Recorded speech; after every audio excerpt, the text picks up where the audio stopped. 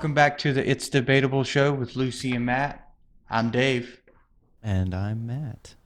and today we're going to go back into our pop culture segment of the show, where today we're going to be talking about fat shaming and is it pretty much comparable to bullying? So, um, me and Matt kind of have different sides of how fat shaming is contributing to our world today. But I think the most obvious question right now is what is fat shaming? And I think Matt has a pretty good, strong uh, vocabulary for this. Well, I think there's a huge difference between bullying or fat shaming and um, suggesting and promoting a healthy lifestyle. So there's a lot of people that seem to get it confused one with the other. And just because someone tells you that your lifestyle isn't healthy or doesn't support you being overweight does not mean that they're fat shaming. So I think a lot of people need to kind of pull their heads out of their asses in the fact that it's okay to be criticized. It really is. Everybody has something that can be criticized about them. The issue that you run into and where it becomes harmful is if you're doing it as a way to like degrade somebody or to make them feel less than what they are. Now, if you're coming at it from a perspective of you care about this person and you want them to not be overweight or not be unhealthy, then I think it's more of suggesting or promoting a healthy lifestyle and less of a bully type situation. Right. And, fat shaming actually started as the original thought behind fat shaming was people that were like thin and skinny telling fat people that hey, I'm trying to reach out to you to try to lose weight. That was considered fat shaming, but today now it's contributed to essentially the same thing as racism. It's like going up to someone and saying, "I'm disgusted because of the color of your skin, and I'm disgusted by the way that you look." Like that's now Yeah. what fat shaming is. And kind of going back to what you said about criticism. Criticism makes everybody better. I mean, whether it's positive or negative, criticism is a good thing. I mean, there obviously is bad criticism, but at the same time, it helps you be better at whatever it is that you're flawed at. Um, Yeah. I know for me, I was a very skinny kid and I was like grossly skinny. I mean, Yeah, same with and me.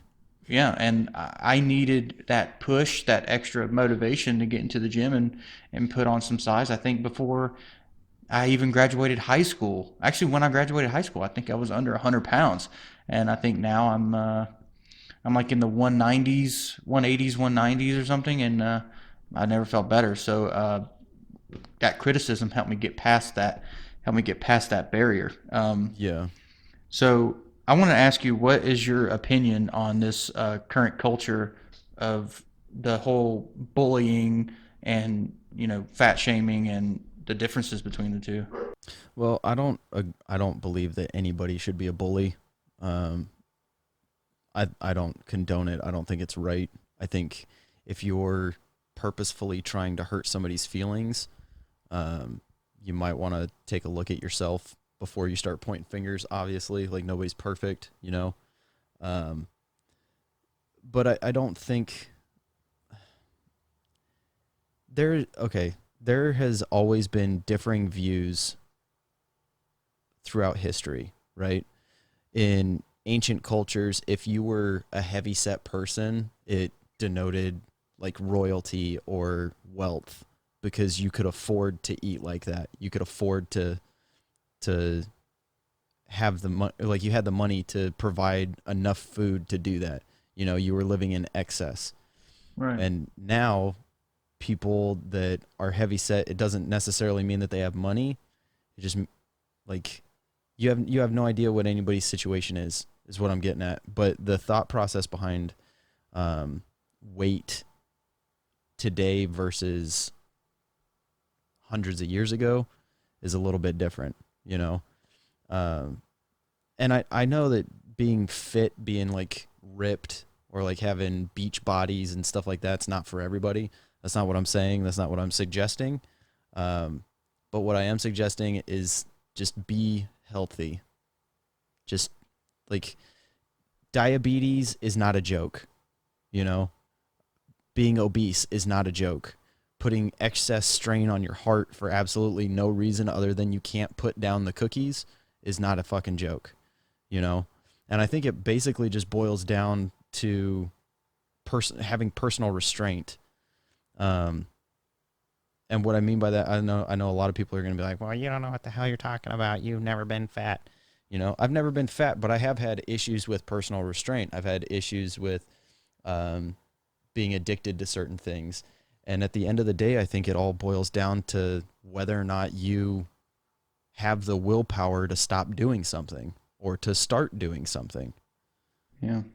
Um, you know, fat means different to different types of people. I mean, like everybody has their own weaknesses or vices. Like for me, it was always energy drinks and um, like chocolate at one point was a big problem for me. And I mean that it's that way with everyone. So technically, if you want to be honest with yourself, you can always tell yourself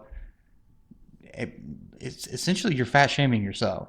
I mean, because I hated the way I looked for the longest time, and it was up to me to change it. Like no one else is going to change it for you, and there is no magic formula or pill Yeah. that is legal that is going to get you to that goal. And we'll get into the whole legal drugs thing and illegal Yeah. drugs thing a little Well, later. that's kind of like with any situation, um, with anything that you go after, anything worth obtaining. There's no quick, easy shortcut. That's why all of these pyramid schemes they take off at first and then they crumble. Like it's not Mm, substantial. It's not sustainable. You know. So there are shortcuts that you can take, but there's always a trade off, and 90% of the time that trade off is your long term health. So you might get the results that you're looking for short term, but long term there's going to be more damage caused than than good stuff gained. yeah, and right now the whole fat shaming concept is the fact that whenever you're encouraging someone that's overweight to lose weight, you're the science behind it now, the study shows is that you're actually discouraging them and saying like, well, you're thin and you probably have never had to deal with weight problems, and so that just makes me feel like I'm never going to get there, and I'm just going to eat more crap to kind of sustain my feelings. And another thing that kind of goes into that is um, honestly, your genetics, your DNA, your family history, all that stuff plays into the fact of what your body's going to look like. But I think the overall issue here is what justifies fat shaming and what justifies as bullying, because there is a fine line. I mean, personal trainers, I think, and Well, I think fat doctors. shaming and bullying are the same thing. I think it's just bullying focused on fat people, Well, I you think know. I So think I think people need fat to calm the fuck down in terms of like oversensitizing everything that yes. like don't bump into a wall because that wall has fucking feelings. I mean, like Yeah. let's put everything on the table and realize like this obesity thing is a problem, and it's not just a US problem. It's a global problem, and it's something that like fat shaming is downplaying, because whenever you say fat shaming, it's like, oh, okay, well then I'm not going to tell them that they have an issue because Yeah, I'm not going to talk about it because they're sensitive to it. yeah, But and in in good luck with reality, your obesity later on in life. yeah, but in reality what's happening is because, and that kind of goes into another topic about body positivity. Mm-hmm. Like I have absolutely no issue with people feeling good in their skin. I have no issue with people feeling good about who they are and where they're at in life and the progress that they're making. But when you're using feel good about who you are to justify being complacent and being unhealthy, then that's where I have an issue. Because you can't sit here and tell me that people that are obese or people that are severely overweight are at the top of their physical health. They're just not, you know? That weight, that excess weight is putting unnecessary strain on their heart, unnecessary strain on their joints, on their muscles, on their spine. So physically, you're not taking care of yourself. And just because you feel good about who you are does not necessarily mean that you're healthy. And that goes on both sides of the spectrum. Some of these like massive fucking bodybuilders, those guys are not those guys are not super fucking healthy. They're Those not guys healthy, are, and they will be the yeah, first ones to tell you like what they do is not normal and it's not good for you. They will be yeah. the first ones to tell you. The drastic changes that they put their body through do a lot Hmm. of damage, And and with they all know that that. weight that they have and trying to be at 5% or less body fat percentage is it's killer. Like they say, like they don't like being outside because the sun will make their head, it'll start migraines, and it's Yep. hard for them to concentrate on what they're doing. Sometimes stage lights almost make them want to faint, but because they're so competitive and stuff, that's what, Yeah, it's crazy. it's super crazy. So one little small thing I want to get into, obviously everybody already knows the cliche, everybody is built differently. That's Hmm. absolutely true. Now, just because everybody's built differently doesn't mean that everybody can't look like their best selves. And obviously I'm fat shaming right now because that's what society tells me that I'm doing. But there's three types, there's three or four different types of body compositions, right? There's mesomorphs. Actually, I'm going to get into the smaller scale. So the ectomorph, which is what Matt is. Matt is meant to be skinny. His genetics tell him that he's skinny, and his family history will tell you that he's skinny. I which am. which plays an interesting role in my life because I hate being skinny. Some people want to be like skinny no matter what, but Mhm. it makes it increasingly or insanely difficult for me to actually put on weight, which is my personal goal is to get physically bigger, to put on more muscle mass, and because of my body type, it makes it impossible for me to do that, which Right. sucks for me. It might be good for somebody else, but Hmm. just like the other body types, every body type has its own pros and cons to it. Right. So Matt is one of those people, or an ectomorph, that is it's difficult for them to put on weight because their metabolism is so high and their insulin is low, so it's hard for them to gain mass. Now, the exact opposite happens with endomorphs, which are people that are literally meant to probably be obese. Like they get fat faster, which means that like Matt can drink a gallon of milk and this fat person can drink a gallon of milk, or the endomorph can drink a gallon of milk, and they will literally like Matt will burn it off in an hour, and the other guy will probably take a week to burn it off just by their basic metabolic rate. And then there's these people that are just gifted people that are called mesomorphs, and these guys just have the most athletic but build. They burn fat. They also kind of build fat, muscle a lot faster. And then there's people like me who are hybrids. I'm an ecto and I'm an endo. Like I'm, especially in my older age, my family history is kind of the both. Like my mom's side of the family are they're closer to the endo side. It's unfortunate, but it's true. It's just one of those things that happens. And on my dad's side, everybody's small. It's ridiculous. Almost everyone is like super skinny, but as they get older, they start retaining fat a lot easier. So I'm like a hybrid. Matt's ecto. As you guys can see, there's different body types, and there's workout programs, there's nutritional info that is free on the internet that you people can get that helps you with these body types, and that's really the science of it all. It's not rocket science. It's just take a little research and do what you Yeah. can to figure out what you can do to get to your better self.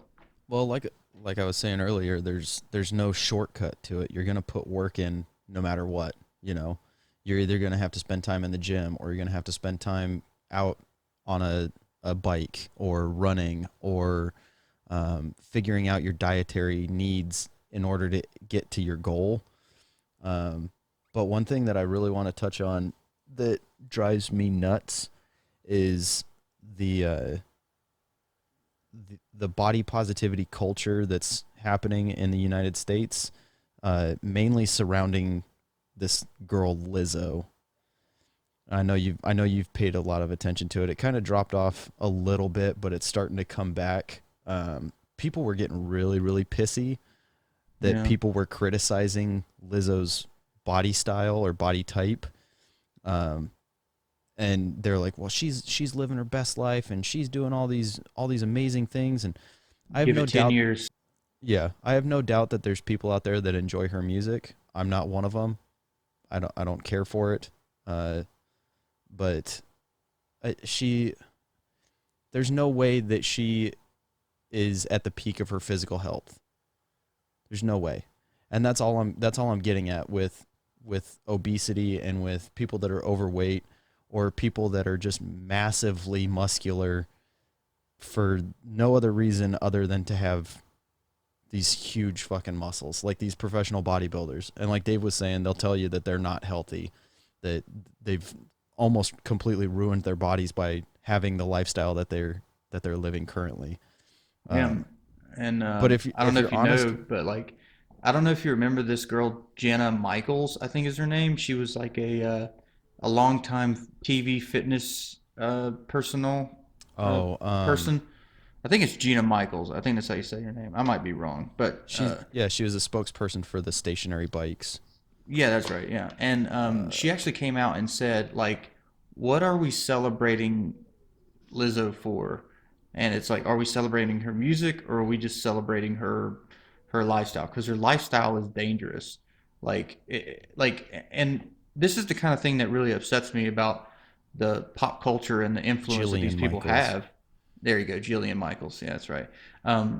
My biggest issue with this is that they are such influence, a big influence on our children, and isn't they are the future, and it's our job to take care of our future, because if we don't, no one else will. And these people that are going out and saying, "Oh, be happy with who you are," that's great, and I'm all for that. But do not promote um, eating what you want and being huge, because when you're doing that, you're you're essentially killing another person, and you're being toxic yourself, and you're lying to yourself if you do not believe that. Yeah. Well, I don't know, man. It drives me nuts. It drives me nuts that people are like there's a difference between being thick, having like a little bit of meat on your bones, and being fat. Obese. Yeah. There's a huge difference. And there's even like different levels of it, I think. Just like there's different levels of being skinny. Like Yeah. you can be athletic or you can look like a crackhead. Like there's different scales, there's different areas of each side, you And I know? think So Christian there's Bell like hit all of those in most of his movies, right? Christian Christian Bell Bale. has Yeah. yeah, he's played a fat guy. He's American Psycho. He was in a tremendous shape. And then I think in some movie he was like a meth Mechanic head or something. or His the body is machinist. crazy. Machinist. Yeah. So I don't know if you guys have even seen that movie, but it's a great movie. Check it out. Christian Bale actually, I've because he's actually one of my favorite actors. Oh yeah. So I've done a little bit of research, but in order to get to the weight that he was 107 pounds, I think. No, I think he was under 100 pounds. But in order to get to that weight, he would eat apple skins, and that's it. So um he would eat like baby carrots and apple skins, and he would have like two small meals a day. And then yeah. less than like 6 months later, he put all that weight back on to play Batman for The Dark Knight. Best Batman So ever, my opinion. 6 months before he played Batman, he was like 85 pounds. Um That's fucking ridiculous. And here's another thing. We don't want people to think that we just despise fat people, because we don't. And we hope that they get the help that they need. But also being super skinny and wanting that thin lifestyle is also dangerous. I mean, I think I forgot how you say his name. Is it Jacqueline Phoenix? Joaquin Phoenix. Is it Joaquin Phoenix? Really? That's how you say Yeah, his the name? guy that Okay, plays whatever. Joker. Yeah, I can't say his name right anyway, but Phoenix, the guy that played the Joker, he was talking about his role and his diet for playing the Joker, and Mhm. he was saying like him eating such in a calorie deficit that it caused him to have like mental problems. Like I don't know if he said PTSD or not, but it sounded like he said that it was causing him psychological issues. His Yeah. sleep was affected, and his body was just sick all the time. And I mean, just for what he did in that movie is tremendous. Like, but like but he even goes out and says, "Do not do this. It is Yeah. dangerous." Well, and that's science has backed that up for a long time on both ends of the scale, you know? Like anything in excess is damaging, is bad for you, you know? You have too much air, you get like euphoric and you get high. You know, you have too much water and you could drown. You could drink too much water and kill yourself. Like ingesting massive amounts of water, you could kill yourself, you know? So anything in excess is bad. If you're excessively skinny, maybe look into eating something. Like sit down and have a steak. Sit down and have like a baked potato or something. Like If I you're think hungry, eat. yeah, I think a But huge eating rations. yeah, have a little bit of restraint. So don't eat too much. Don't be sitting down and having like Thanksgiving sized meals every time you sit down at the table, but also have 3 square meals a day, like a normal human being, you know? I'm gonna fix this whole problem right now. All right, this is exactly what I was taught when I was going through my personal trainer course. For men and for women, there's two different ways to count how much you should have of each, like protein, carb, vegetables, fats. Right? For men, two palm size of protein, two fish size of vegetables, 1 cup, or I'm sorry, 2 cups for carbs, and then 2 thumb lengths of fats. For women, you just cut that in half. One palm, one fist. Wow, that sounded dirty. 1 cup and 1 thumb. Right. That's as simple as it gets. Like one Well, what's palm this of you know. what's this stuff about calorie counting? Don't people use Oh, like calorie counting and like micros and macros and stuff like that? okay. So there's this theory out there that if you count your macros, like I used to do this, and honestly, I didn't see any difference. People were saying like whenever you macro count, you're going to get the best development out of yourself. But again, like I was talking about, everybody's different in terms of genetics, and I'll get into the fake natties in a second because they're the biggest problem right now. But you don't need to macro count. So let's say you do all your math and you do all the research and you find out that you need to have 2,500 calories in a day, right? So you start tallying up how much I need. 60% of protein, I need 30% of carbs, and I need 10% of fats. That's all bullshit. All right, you just need to eat 2,500 calories in a day, right? So if your standard standing resting rate or calories you need to eat in a day is 2,500.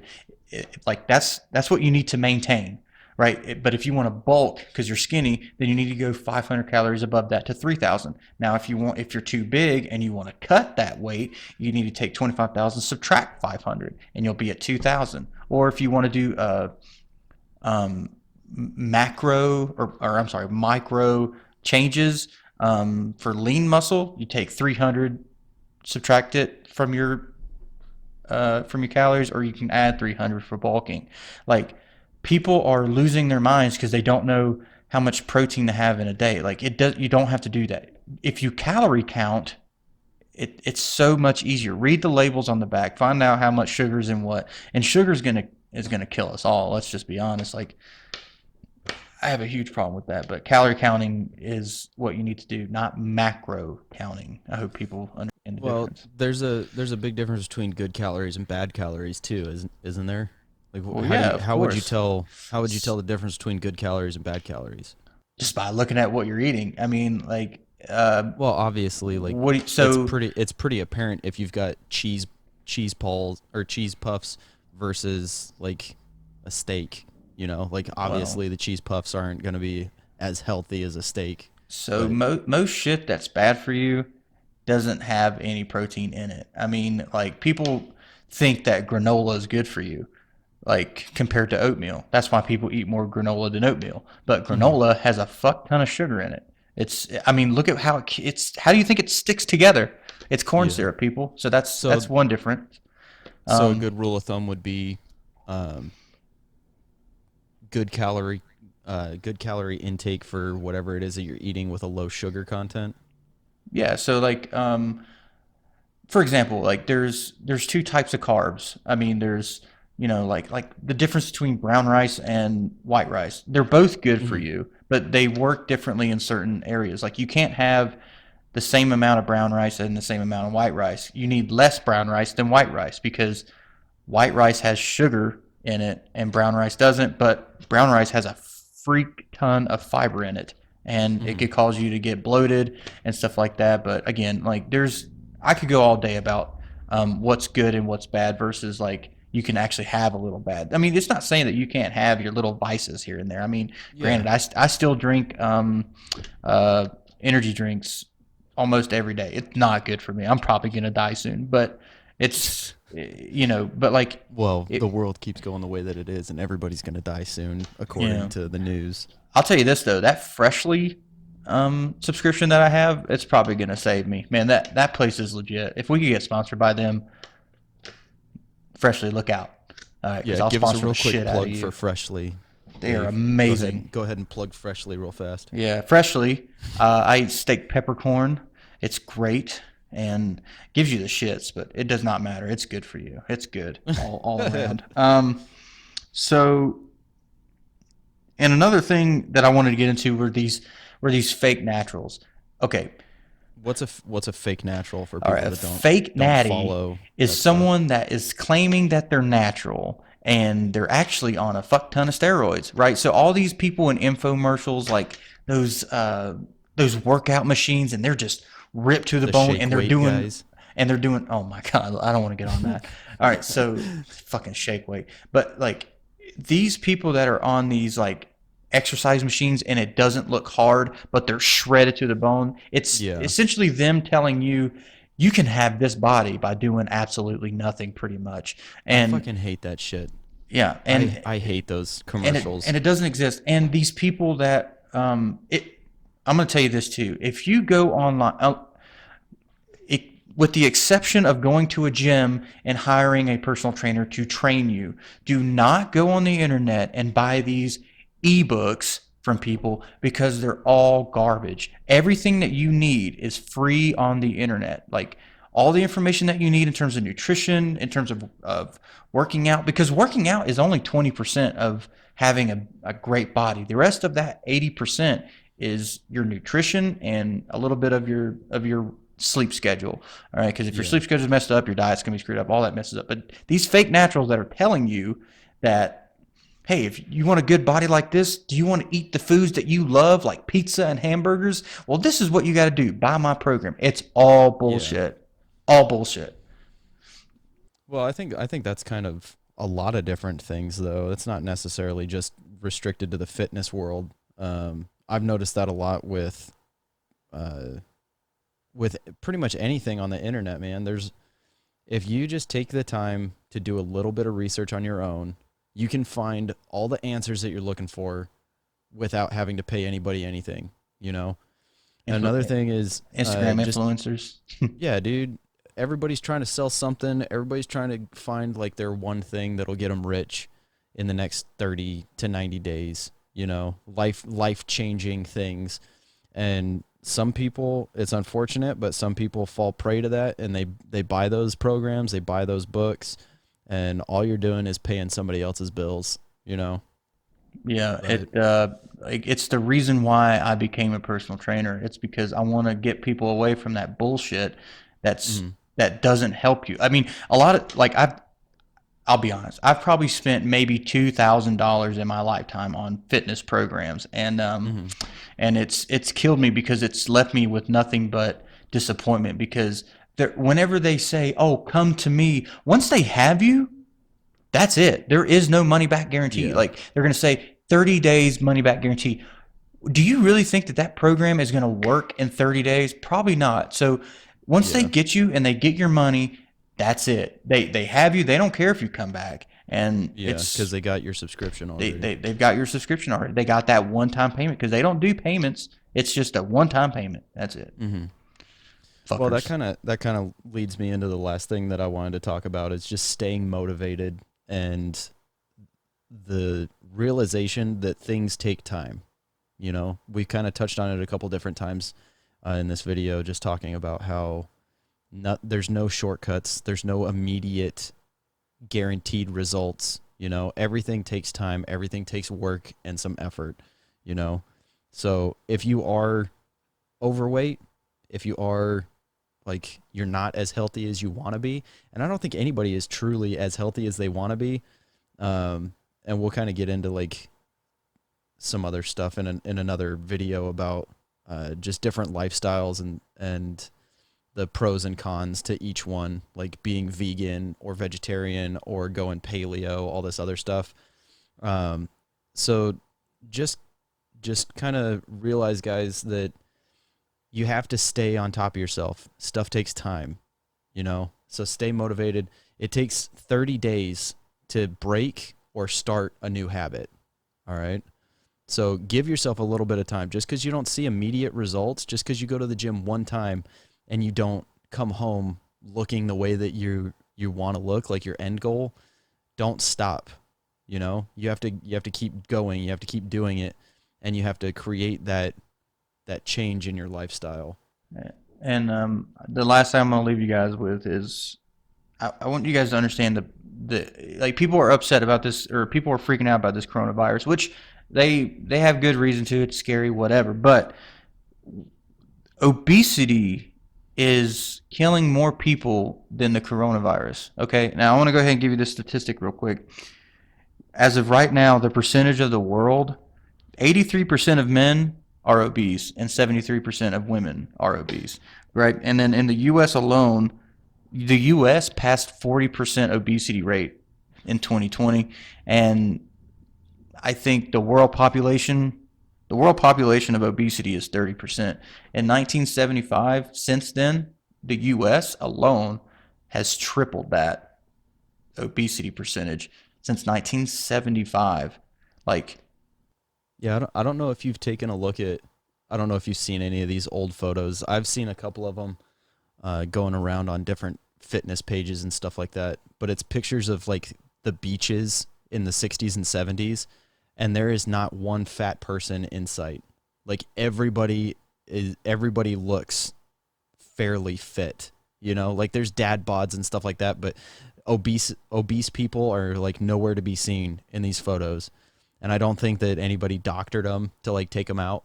You know, I'm pretty sure that it was just because the quality of the food and the quality of like the standard of living was insanely better back then. You well, know. fast food wasn't really a thing back. I mean, there was still Yeah, I fast food know, man. markets, It's but not crazy. nearly as bad as it is today. And they're a Well, it's big crazy. problem. I went to like because everybody else is going to the store and buying up all the food and everything. Like you go to the grocery store and I did before this whole coronavirus bullshit, I went to the grocery store and I would spend roughly 150 to $200 for like 2 weeks worth of food, right?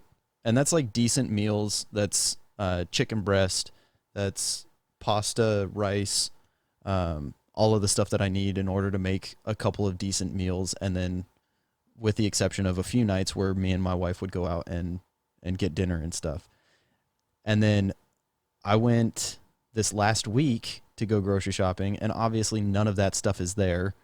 And the the thought process behind what I'm buying is a little bit different because I know that stores are out of food, so I'm buying more sustainable things, like things that have a longer shelf life. I spent $200 on food and household materials and stuff like that at the grocery store, and I have easily like a month's worth of food, but it's all garbage. It is all trash, and the only reason I have that stuff is because that's the only thing that I could buy. Is because all of the fresh food and produce and stuff like that was out. Everybody had bought it up, so it's so much cheaper to buy and eat garbage than it is to eat healthy, and it's unfortunate. It should be the other way around because Oreos and stuff like that are not a necessity. Oreos and cookies and pie and ice cream and all of that shit is that's excess. That's the stuff you want. That's not the stuff you need, you know? Yeah, it's sad, man, how they trick everybody into stuff, especially like children. Like all the Hmm. candy and stuff is always at children's eye level. That's how it Yep. starts. You It's know, all marketing. it's all marketing. It's all a marketing tool. But anyway, guys, leave your comments in the comment section below if you think what your opinions are on fat shaming and what you think. Is there a difference between fat shaming and bullying, or do you think they're the same? Leave your comments in the comment section below and let us know. The other thing is also, I want you guys to comment on different ways that you can try to reinforce healthy lifestyles and healthy changes in people's lifestyle without being an asshole and without saying something that could be considered fat shaming. Uh, End of the day, guys, just take it for what it's worth. If you're not happy with where you're at, get happy with where you're at, or make the necessary changes to be healthier, to be better. All right, and don't take everything so goddamn personal. All right, not everybody's out to be a dick. Some people are just looking out for you. But like Dave said, leave your comments, concerns, gripes, complaints, whatever in the comment section. Don't forget to like, subscribe, and share if you will. And we will catch you guys Please. later. Take it easy, guys. Till next time. Have a good night.